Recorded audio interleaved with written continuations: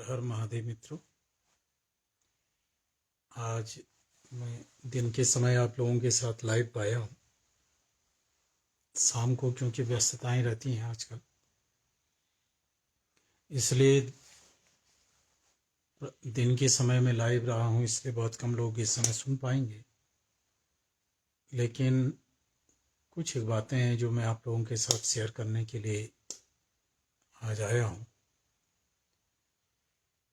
आपने 2-4 दिन से न्यूज़ सुनी होगी कि अमेरिका में एक मंत्री ने, डोनाल्ड ट्रंप, आजकल देख रहे हैं कि टैरिफ का युद्ध चल रहा है, टैरिफ को लेकर के बहुत सारी बातें हो रही हैं। एक मंत्री ने बयान दिया कि भारत जो हमारे महंगे संसाधन हैं, इन संसाधनों पे ब्राह्मणों का अधिकार हो गया है। मामला है व्यापार का और दो देशों की सरकारों के बीच के समझौतों का, लेकिन मसला उठा है ब्राह्मण का कि ब्राह्मण इसमें, आपने वो विवाद देखा होगा। एक दूसरी घटना है। दूसरी घटना ये है कि ट्रेन में एक व्यक्ति किताब बेच रहा है और किताब का शीर्षक है पाखंड के विरुद्ध लड़ाई,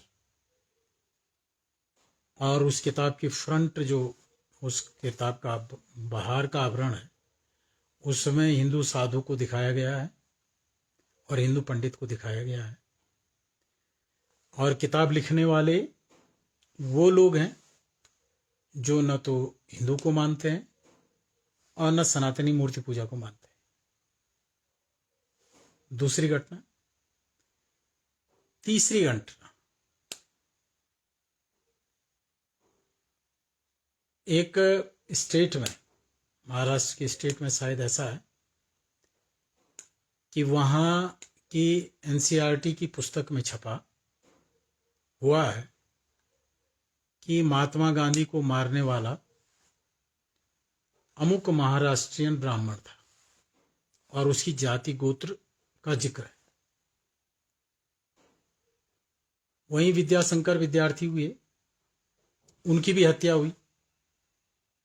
उनकी हत्या को लिखा गया है कि मॉब लिंचिंग हुई, एक समूह ने आकर के गणेश शंकर विद्यार्थी को या गणेश शंकर विद्यार्थी को मार दिया। उसी एनसीईआरटी की बुक, गणेश शंकर विद्यार्थी की हत्या तलवार से गला काट करके हलाल करके हुआ था। ये बात नहीं लिखी गई और न ये बताया गया किस लोगों ने लिखा, लेकिन गांधी जी की हत्या कैसे हुई वो पूरा लिखा गया। ये 3 घटनाएं, 4 घटनाएं। 5वीं घटना आपको बताता हूं। 5वीं घटना अभी आज ही मैंने वो वीडियो शेयर किया अपने फेसबुक आईडी पे कि एक विद्यालय है, विद्यालय तो नहीं, मतलब एक शैक्षणिक संस्थान है जो पाश्चात्य किसी सेंट के नाम पे या पाश्चात्य किसी पादरी के नाम पे उस विद्यालय का नाम है। वहाँ हिंदू बच्चा अगर सिखा लेकर के जाता है चोटी, तो वो चोटी कटवा दी जाती है, आरती गवाई जाती है। ओम जय जगदीश हरे हमारी आरती है जो, तो उस ओम जगदीश हरे की जगह पे ओम जय जगदीश प्रभु, और प्रभु उनके जो पादरी के हिसाब से है तो वो उनके देवता के लिए, उनका जो पूज्य है वो उनका आरती हिंदू बच्चों से करवाते हैं। ये 5 घटनाक्रम मैंने आपके सामने रखे। इन 5 घटनाक्रमों का जो उद्देश्य या इन 5 घटनाक्रमों का जो सिलसिला है, इन 5 घटनाओं की जो तासीर है, इससे समझ में आता है कि हमारा देश भारतवर्ष, जो कि एक लोकतांत्रिक देश है, इस लोकतांत्रिक देश में जिस प्रकार से एक सनातनी बिल्कुल अपनी व्यामोह की स्थिति में सोया हुआ है। विद्वान है तो वो आत्ममुग्धता की स्थिति में है, साधु संत हैं तो उसमें भी अधिकांश तो आत्ममुग्धता की स्थिति में है, और अगर कोई समाज सेवी है वो भी आत्ममुग्धता की स्थिति में है। और जो आम व्यक्ति नौकरी कर रहा है, सुबह 7 बजे से उठ करके 9 बजे अपने ऑफिस जा रहा है, 7 बजे शाम को वापस घर आ रहा है, खा पी के सो रहा है, वो बेचारा तो आत्ममुग्धता की स्थिति में है। इन सब परिस्थितियों के बीच में एक सेक्टर है जहां आपका बच्चा है, जहां नौजवान है। नौजवान को सीखना है, समझना है, और उसकी जरूरत है नई नई चीजों के लिए जाना। तो मैदान में कौन है? आपका बच्चा। आपका बच्चा, आपका युवा मैदान में है, और उसका किस तेजी से ब्रेन वॉश करके उसका धर्मांतरण किया जा रहा है, उसकी पराकाष्ठा इतनी है कि अगर वो ट्रेन में जा रहा है तो ट्रेन में भी एक किताब बिक रही है, अगर वो रोड पे चल रहा है तो रोड में भी किताब है, स्कूल में जा रहा है या कॉलेज में जा रहा है वहां भी लोग बैठे हुए हैं जो उसका धर्मांतरण करेंगे। और अगर वो धार्मिक रूप से, भैया ये वीडियो उन लोगों के लिए नहीं है, और वो लोग अगर कोई देखे तो देखने से पहले ही बंद कर दे। ये वीडियो उन लोगों के लिए नहीं है जिन लोगों ने सनातनी देवी देवताओं का पूजन छोड़ दिया है, जो लोग किसी गुरु के चक्कर में हैं, या किसी संगठन के चक्कर में हैं, या किसी विशेष दल के चक्कर में हैं। उन लोगों के लिए ये वीडियो नहीं है। ये वीडियो उन लोगों के लिए है जो आज भी अपने देवोपासना कर रहे हैं, जो आज भी वेद के वचनों के अनुसार मूर्ति को आत्मोद्धार का कारक मानते हैं, यज्ञ को आत्मोद्धारण का कारक मानते हैं, कर्म शुद्धि का, चित्त शुद्धि का कारण मानते हैं, यज्ञ तप और व्रत स्नान आदि करने को आत्म कल्याण का हेतु मानते हैं। ये वीडियो उन लोगों के लिए है, और ये चिंता उन लोगों की चिंता है जिन लोगों के गले में जनेऊ नहीं है, गले में सिर पे शिखा नहीं है, और न तो उनके यहाँ देवोराधना है, और जब गले में शिखा जनेऊ ही नहीं है, उन लोगों के लिए ये वीडियो नहीं है। वो लोग इस वीडियो से दूर रहें। ये उन सनातनियों के लिए है जो अब अवशेष रूप से हमारे बीच विद्यमान है। आत्ममुग्धता की स्थिति में जो लोग जी रहे हैं उनके लिए ये वीडियो नहीं है, क्योंकि आत्ममुग्ध व्यक्ति इतना मूर्ख होता है, मूर्खता आत्ममुग्धता में होती है कि वो अपने सोचे हुए और अपने समझे हुए विषय को वेद के वचनों से, पुराण के वचनों से सर्वश्रेष्ठ कह देता है। कहने का मतलब यह है नारायण, यदि आप किसी ऐसे संस्थान में, किसी ऐसे संगठन में जुड़े हुए हैं जहां व्यक्ति के वाणी को, व्यक्ति के वचनों को वेद और पुराण की वाणियों से मिला करके या सामंजस्य स्थापित करके या उनसे ऊंचा या सुधार करके दिखाया जाता है, तो आप समझ लीजिए आपका एक प्रकार का धर्मांतरण हो चुका है। आप धर्मांतरित व्यक्ति हो, बशर्ते आप आहार व्यवहार से सनातनी लग रहे हो या आप आचार आचरण से आप सनातनी जैसे दिख रहे हो, लेकिन वास्तविकता यह है कि आपकी निष्ठा बदल चुकी है, आप धर्मांतरित हो चुके हैं। आपका प्रारंभ है, इस जन्म में आपका पहला स्टेप हुआ है, अगले जन्म में दूसरा स्टेप, फिर ऐसे 3-4 जन्मों में आकर के आप पूर्ण तरह से धर्मांतरित होकर के कुछ और बन जाओगे। ये क्रम है, धर्मांतरण होने का क्रम है। और नीचे गिरने का, ईश्वर या कर्म एक जन्म में ही सबको नीचे नहीं गिरा देता है। कर्म से नीचे गिरने का जो क्रम है बहुत धीरा है, बहुत स्लो है, क्योंकि ईश्वर के पास काल की जो माप है, ईश्वर के पास जो, प्रकृति के पास जो काल का मान है बहुत विशाल है, और इतना विशाल है उसकी कल्पना नहीं कर सकते। तो जो लोग आंतरिक रूप से धर्मांतरित हो चुके हैं, आंतरिक रूप से धर्मांतरित व्यक्ति कौन है? जिनके घर परिवार में कोई शिखाधारी नहीं है, यज्ञोपवीतधारी नहीं है, पहला व्यक्ति ये धर्मांतरित व्यक्ति है। दूसरा वो धर्मांतरित व्यक्ति है जो किसी संप्रदाय विशेष से, संप्रदाय तो नहीं, किसी विशेष गुरु विशेष से जुड़ गया है, किसी संगठन विशेष से जुड़ गया है, और उसके द्वारा प्रतिपादित पद्धति के अनुसार आत्मकल्याण के संबंध में मार्ग में निकल चुका है। ये धर्मांतरित व्यक्ति है। और सनातनी व्यक्ति किसकी बात कर रहा हूं मैं उस सनातनी की बात कर रहा हूं जो वेदों की बात करता है और वेद के सहित पुराण की बात करता है, पुराण सहित स्मृति की बात करता है, स्मृतियों सहित हनुमान चालीसा, रामायण, महाभारत आदि को धर्म ग्रंथ मानता है। और इनमें लिखी हुई वार्ता को, इनमें लिखी हुई वस्तुओं को, इनमें लिखी हुई जप अनुष्ठान के और इनमें लिखी मर्यादाओं के अनुसार, इनमें लिखी हुई वार्ता के अनुसार अपने जीवन को यापन करता है। ये बात उन लोगों के लिए। तो मैंने शुरू में ही आपको बताया कि ये 5 प्रकार से आपके बच्चे का ब्रेन वॉश किया जा रहा है। और आप और मेरी स्थिति ये है कि बेटियां हैं तो बेटियां को लव जिहाद जैसे मसलों में फंसाया जाता है। और आप ये छांगुर बाबा का एक जो केस निकल करके आया था, आपने वो देखा, और आपने उसमें ये भी देखा कि कितना बड़ा फाइनेंस विदेश से 5,000 करोड़ रुपए का फाइनेंस उसके लिए आ रखा था, और 5,000 लोग उनके एम्प्लॉय थे जो ये सब काम कर रहे थे स्कूल कॉलेजों के बाहर जाकर के। ऐसा ही एक धर्मांतरण हमारे शिक्षा के माध्यम से भी चल रहा है। देखिए, बच्चों को आप अच्छे अंग्रेजी स्कूलों में पढ़ाइए, क्योंकि अंग्रेजी आज के अंतर्राष्ट्रीय भाषा है और कम्युनिकेशन करने का लोग स्टेटस इसको मानते हैं अपना, और कम्युनिकेशन करने के लिए इसको लोग तवज्जो देते हैं। पढ़ाइए आप बच्चों को, लेकिन ये बात भी ध्यान रखिए कि कहीं आपका बच्चा धर्मांतरित ना हुआ हो। मैं आपको एक एग्जांपल देता हूं।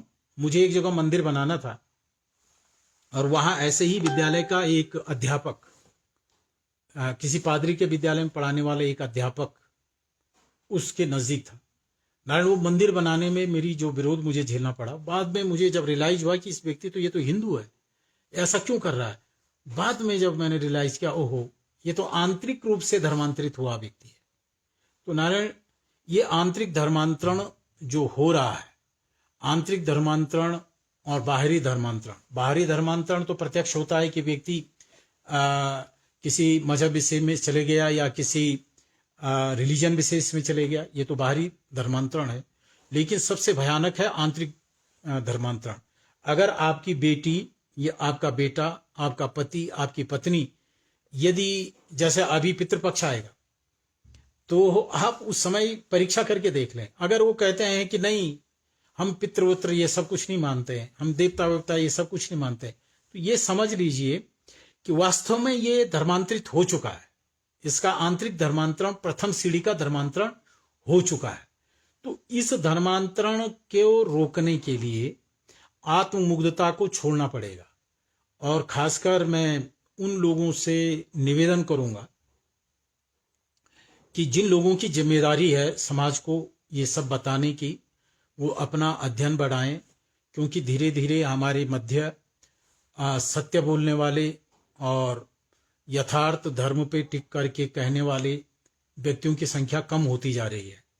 और ऐसे लोग आगे आ रहे हैं। ऐसे लोगों को बहुत ज़्यादा प्रश्रय मिल रहा है कि जो सामने सामने धर्म का व्यतिक्रम करके वो धर्म के प्रतीक चिन्ह बन जाते हैं। जैसे अभी आप देख रहे होंगे, एक बाबा हैं धीरेन्द्र शास्त्री, वो नारायण हनुमान जी के उपासक को अपने आप को बताते हैं, लेकिन अभी वो देखा कि वो मुस्लिमों के बीच जाकर के, अन्य राष्ट्रों में भी जाकर के वो होकर के आए हैं, तो उनका आर्यत्व एक प्रकार से नष्ट हो चुका है। अब वो देवता की सिद्धि तो नारायण अलग तथ्य है, लेकिन वैदिक रूप से या सनातनी रूप से वो कितने अपने वैदिक नियमों पे, वैदिक सिद्धांतों पे स्थिर रह पाते हैं, ये देखना पड़ेगा।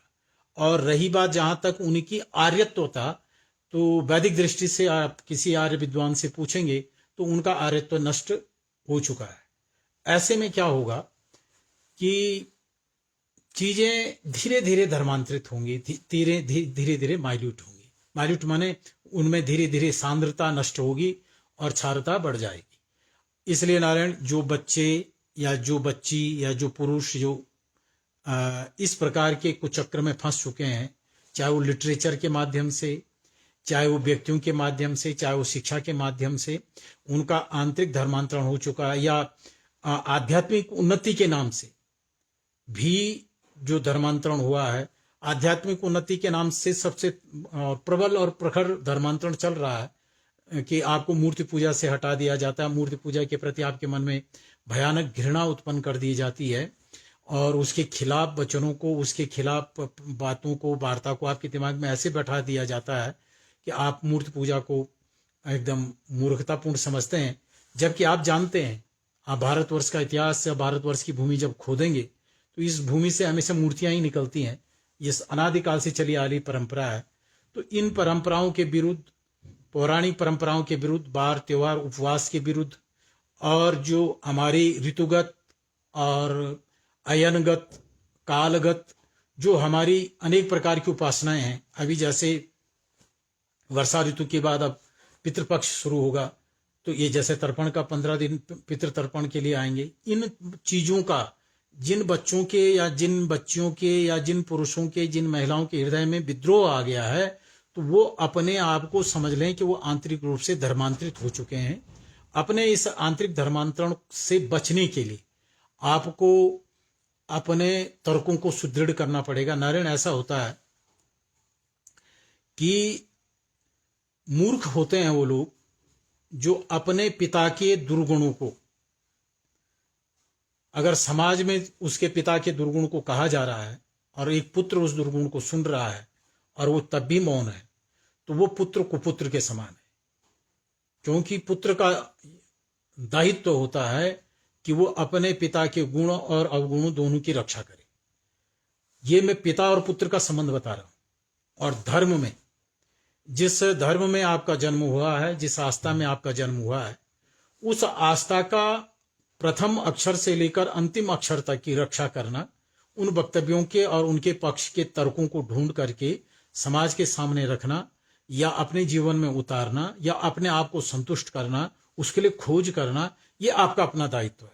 किसी बाहरी व्यक्ति के द्वारा रखे गए कुतर्क से अगर आप परास्त होकर के अपने स्वधर्म का परित्याग कर देते हैं, अपनी उपासना पद्धति का परित्याग कर देते हैं, तो आपसे बड़ा बुद्धिहीन व्यक्ति कोई नहीं है।